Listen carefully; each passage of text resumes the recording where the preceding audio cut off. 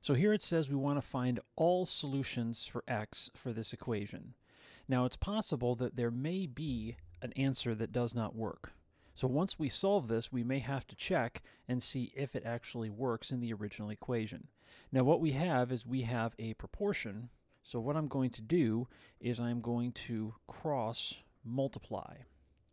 So when we do that, we get 1 times 1 minus x, and that equals 2 times x plus 1. So over here on the left, this is 1 minus x. Over here on the right, we have 2x plus 2. So we want to get x on one side. So 1 equals 3x plus 2, and then we subtract 2. So we have negative 1 equals 3x. So we have negative 1/3 equals x. Now if we want to check this, let's see, we have 1 over negative 1/3 plus 1, which is 1 over 2/3. So that means we get 3/2.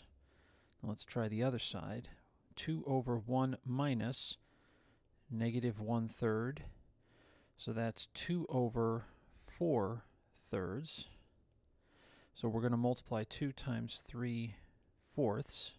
So we get 6 over 4, which is equal to 3/2. So that is indeed our solution.